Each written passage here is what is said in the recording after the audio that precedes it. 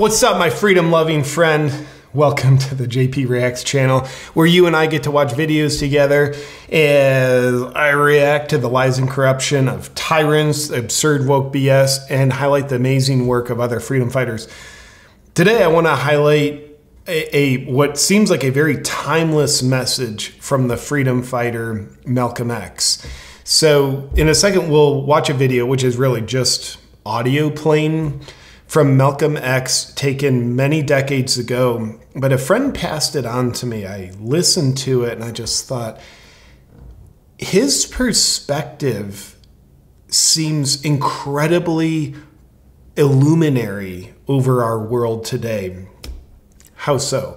Well, just a little context before we get into the video. You know, all the narratives and the propaganda, they're always like calling out racism that they make up. It's race baiting. But as they're doing that and as they're doing their other stuff, oftentimes I'll sit back and say, like, y'all claim to stand, like, to be against racism. I know you're not, but you claim to be. But what you're doing appears to be very racist. I look at what the media is doing, what the left is doing. And the left, well, more on the context, the left tries to position themselves to be all about unity. Hey, we're for oppressed people, minorities, people of color. You know, Joe Biden says, if you ain't, if you're voting for Trump, you ain't black. I'm like, that seems very racist.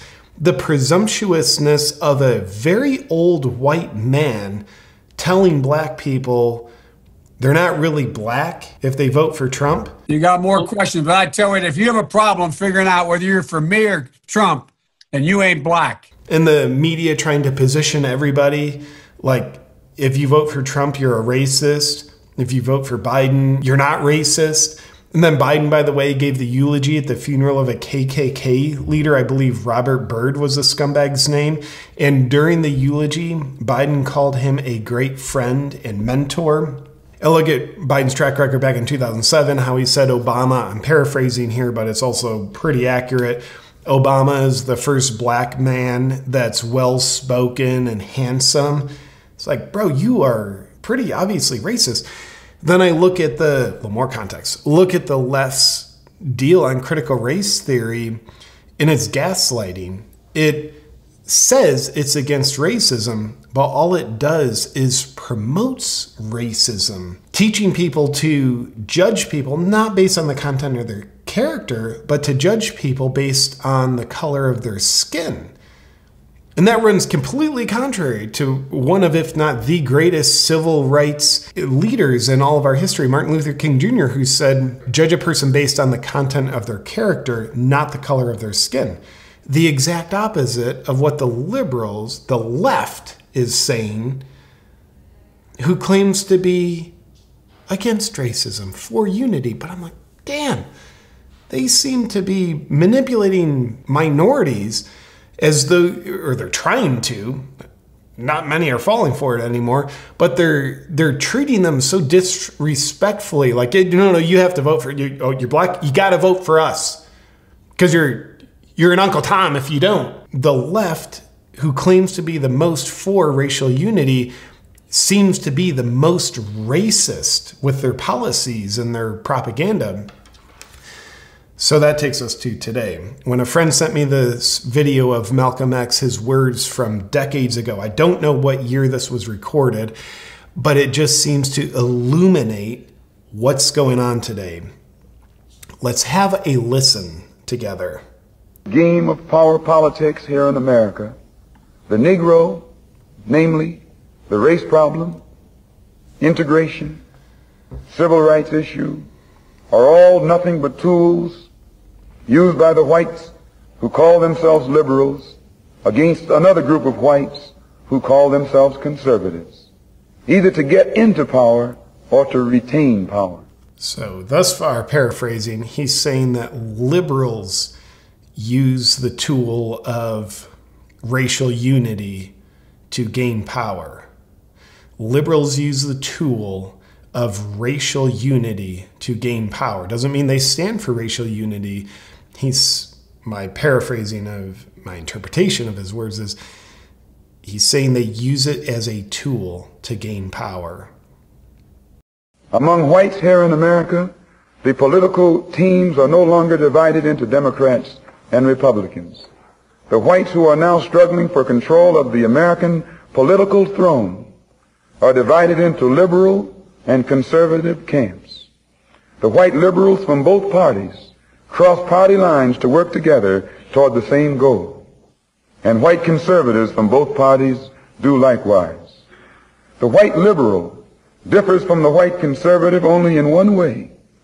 The liberal is more deceitful, more hypocritical than the conservative. So this, from decades ago, how true is this of today? The white liberal differs from the white conservative in one way. They're more deceitful. Now, I know there's plenty of whites, scumbags of any color, conservatives, but I think we can all agree there's way more good people on the conservative side of the political spectrum than there are on the left. So he's saying what differs with those white politicians is the white liberal is willing to be more deceitful, using race as part of their deception tool. Both want power, but the white liberal is the one who has perfected the art of posing as the Negro's friend and benefactor.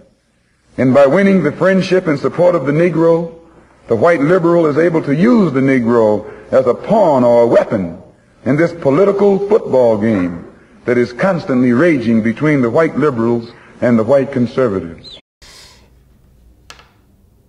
A white liberal being deceitful, using black people as a pawn in their game of power.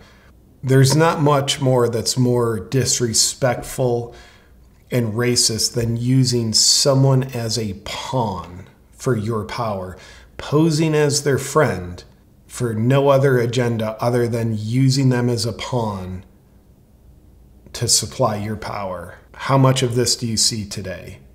The American Negro is nothing but a political football, and the white liberals control this ball through tricks or tokenism, false promises of integration and civil rights. In this game of deceiving and using the American Negro, the white liberals have complete cooperation of the Negro civil rights leader, who sell our people out for a few crumbs of token recognition, token gains, token progress. Game of power. Which, by the way, the white liberal using black people as their football, part of that scheme, of course, is trying to paint this narrative that conservatives are racist, which is absolutely using people who are minorities as the football, as the tool. Like, hey, we want to get you against them, so look at them. They're the racist ones. No, don't use your own judgment and critical thinking. Like, we don't respect your ability to do that. We just want to use you. So they're the racists. Just believe us, because we'll shame you and intimidate you into believing that. And look at all the propaganda we control. It's persistent. In this game of deceiving and using the American Negro, the white liberals have complete cooperation of the Negro civil rights leader, who sell our people out for a few crumbs of token recognition, token gains, token progress. There you have it. What I believe are very powerful words. Get this, from a black man speaking from the perspective of black people. How many leftist politicians who are old and white would be like, no, you need to listen. He's an Uncle Tom. You need to listen to me about what things are like for black people. But you're white. That's so I know better than they do. So listen to me.